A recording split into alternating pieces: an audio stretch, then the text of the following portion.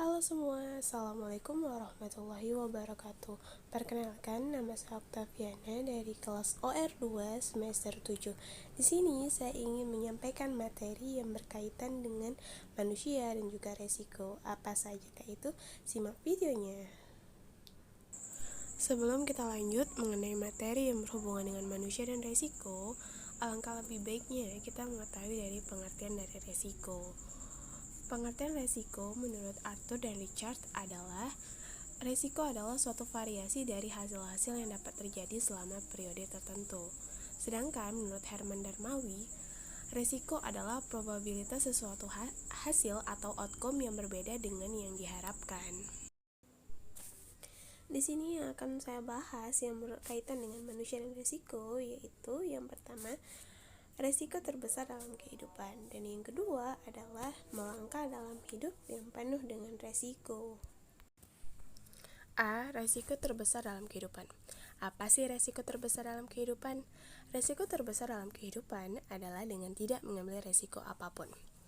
Menurut Leo F. Buscaglia, orang yang tidak mempertaruhkan sesuatu pun, tidak melakukan sesuatu pun, tidak memiliki sesuatu pun, bukanlah siapa-siapa dan bukan menjadi apa-apa. Ia mungkin menghindari penderitaan, kesedihan, tetapi ia tidak dapat belajar, merasakan, berubah, tumbuh, mencintai, dan juga hidup. Mengambil pembelajaran dari hal tersebut, pada prinsipnya dalam kehidupan sering kita temukan beberapa hal, yaitu yang pertama, banyak orang memiliki rasa takut untuk mengambil resiko, dan yang kedua, banyak orang lebih memilih aman daripada mengambil resiko. 1. Banyak orang memiliki rasa takut untuk mengambil resiko. Banyak orang takut untuk mengambil resiko karena takut kehilangan sesuatu. Padahal, tanpa mereka sadari, dengan tidak mengambil resiko juga dapat berarti sebuah kehilangan besar. Pada saat mengambil sebuah resiko, setidaknya kita memberi diri kita kesempatan untuk mencapai sesuatu. Tidak mengambil resiko menjamin bahwa kita sama sekali tidak akan mencapai apapun. Misalnya, banyak orang takut jika mereka menginvestasikan uang mereka di pasar saham atau properti. Mereka dapat kehilangan modal yang mereka miliki. Mereka tidak menyadari bahwa dalam jangka waktu panjang, menyimpan uang di bantal menjamin jika mereka akan kehilangan lebih banyak dibandingkan dengan melakukan investasi itu. Hal tersebut disebabkan seiring dengan waktu, inflasi akan mengurangi nilai uang itu, meskipun pasar saham dan properti sangat sulit diperkirakan dan cukup berfluktuasi dalam jangka pendek, dan dalam jangka panjang selalu meningkat. Sebagai contoh, $100 yang diinvestasikan pada saham indeks pada tahun 1990 akan bernilai $327 pada tahun 2011. Artinya, kenaikannya sebesar 30% lebih. Jadi, jika kita menginvestasikan $100 di pasar saham pada tahun 2011, kemungkinan besar dalam 20 tahun kemudian nilainya setidaknya akan sebesar $300 atau lebih. Hal itu sebuah skenario yang jauh lebih baik daripada melihat uang kita sendiri itu menciut. 2. Banyak orang lebih memilih aman daripada mengambil resiko. Sering pilihan yang pasti terlihat lebih aman dalam jangka pendek, akan tetapi hal itu murni hanya persepsi. Pada kenyataannya, pilihan yang lebih beresiko sebenarnya lebih aman dalam jangka waktu yang panjang. Contohnya sebagai berikut. Banyak orang memilih untuk menjadi karyawan dan menerima gaji tetap karena sepertinya hal itu jauh lebih aman daripada seseorang wiraswastawan yang keuntungan dan potensi kerugiannya tidak pasti. Pada kenyataannya, apakah menjadi seorang wiraswastawan sebuah pilihan yang lebih beresiko? Sepertinya tidak. Tidak dalam ekonomi global abad ke-21 yang berubah dengan sangat cepat ini.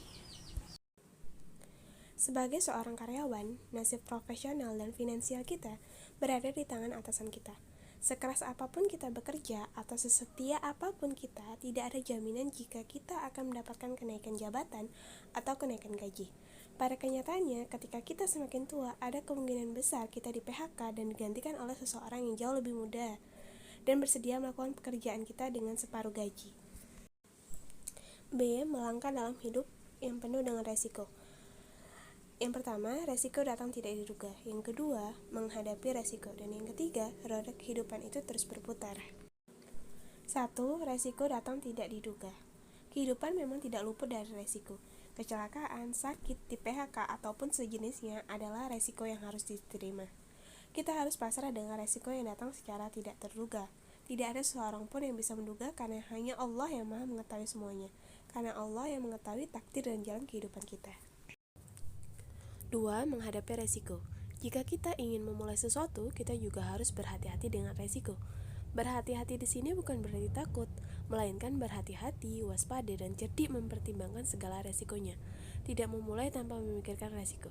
Selain itu, kita juga tidak boleh takabur. Lalu bagaimanakah jika kita selalu takut akan resiko? Solusi dari ketakutan ada pada diri kita sendiri. Hal yang menyebabkan takut akan resiko adalah kurangnya rasa percaya diri, selalu berputus asa, tidak pernah optimis, dan meragukan kemampuan diri sendiri. Pepatah mengatakan, malu bertanya sesat di jalan. Jika kita ingin memulai sesuatu, kita juga harus belajar dari orang lain. Sering bertanya untuk lebih memahami hal-hal yang akan kita mulai dan lakukan, saling bertukar informasi dan saling percaya atau saling memahami. 3. Roda kehidupan terus berputar.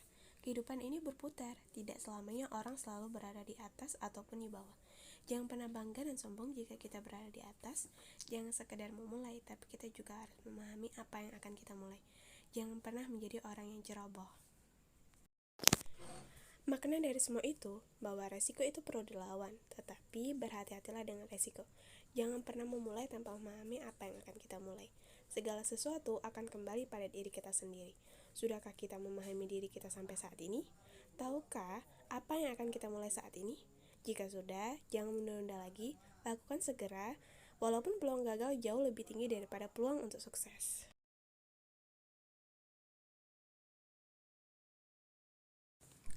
Sekian presentasi dari saya. Terima kasih, sampai jumpa.